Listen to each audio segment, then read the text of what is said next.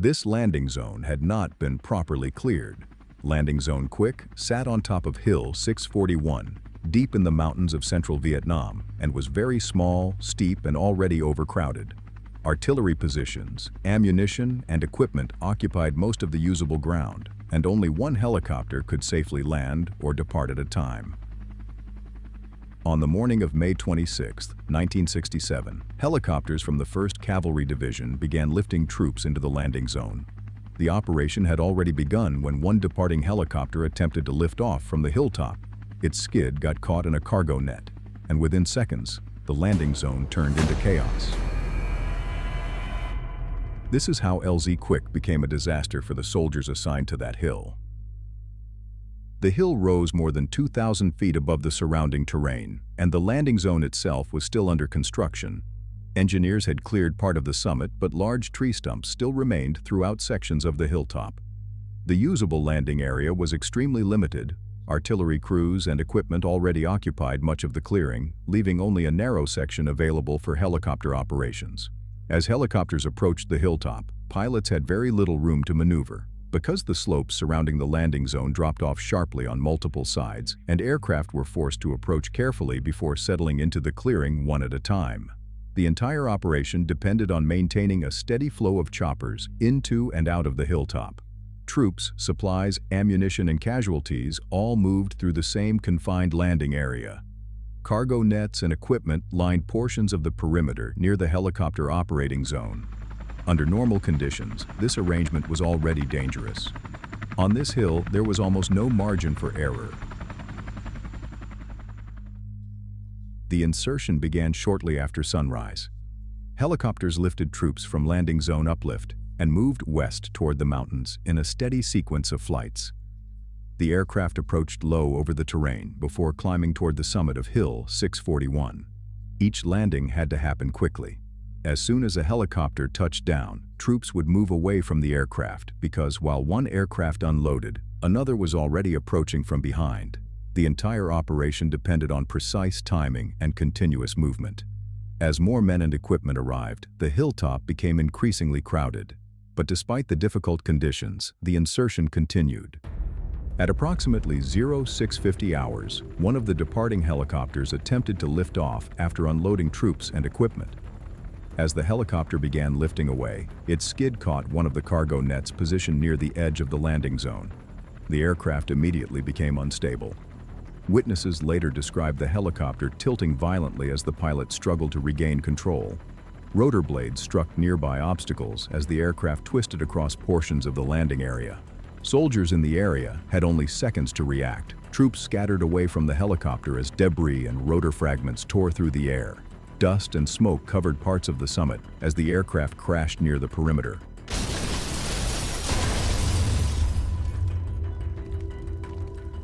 The confined space had become a disaster area almost instantly. Several men were killed during the crash, including members of the flight crew. Others nearby were wounded by debris and flying pieces, rotor blades, as the wreckage settled across the top of the hill. And during all this, helicopters were still approaching the landing zone. The operation had not stopped. The pilot of the aircraft approaching had very little warning of the crash. The LZ remained partially obscured by rotor wash, dust, and smoke as his aircraft climbed toward the summit, carrying another group of troops. Inside that helicopter, soldiers could already see movement across the hilltop below. Men near the crash site were attempting to clear debris and move wounded personnel away from the landing area, while the approaching aircraft continued toward the summit. The pilot committed to the landing. Turning away now carried its own risks, and the helicopter descended hard into the landing zone. And even with the confusion, the insertion continued. Pilots, crew chiefs, infantrymen, and artillery crews all continued working around the damaged aircraft while the operation pushed forward. For the men arriving aboard the helicopter, the landing zone already looked like a battlefield before the patrol had even begun. The crash left the hilltop littered with wreckage, debris, and wounded men. Medics and nearby infantrymen immediately began moving casualties away from the helicopter while others attempted to secure equipment scattered across the landing zone. Medical evacuation helicopters were requested shortly after the crash. Despite the danger, dust-off crews continued flying in. Pilots had approached carefully through the mountain terrain before settling briefly onto the hilltop. That process took time. Wounded personnel had to be carried across uneven ground while helicopters continued arriving and departing from the summit. Rotor wash, dust, and smoke complicated visibility throughout the evacuation effort. At the same time, the operation itself continued around the hilltop. Troops still moved into position below the hill while the landing zone remained active with evacuation flights, supply movements, and recovery operations. Even after the crash, Hill 641 remained operational.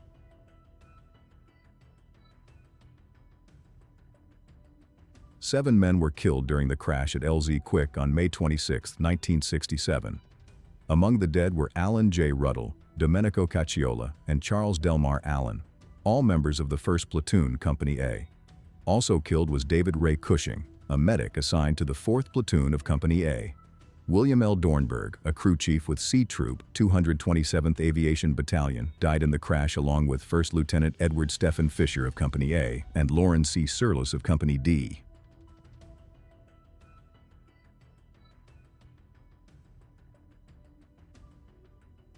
Recovery operations continued on the hill long after the crash itself had ended.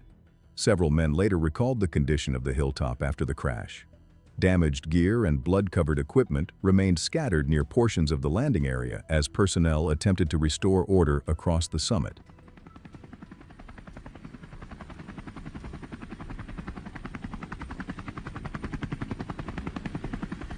Despite the destruction, Hill 641 continued functioning as an active landing zone and support position throughout the operation. The hilltop had become both a combat position and a recovery site at the same time. For the men working around the summit that morning, the aftermath of the crash remained visible long after the helicopters had departed.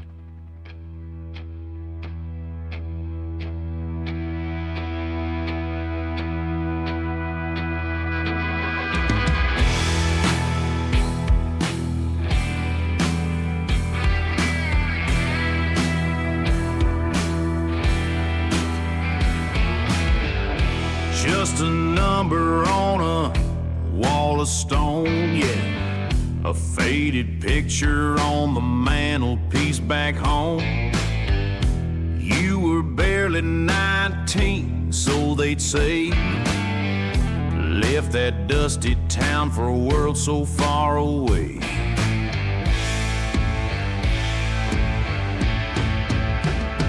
Through the rain and the mud you kept on walking.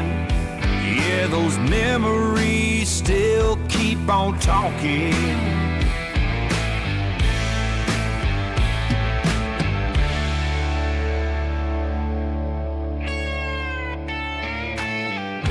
Through that jungle. Hello.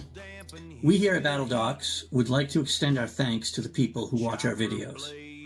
I think it's important that we remember these men and women who sacrificed so much for our country.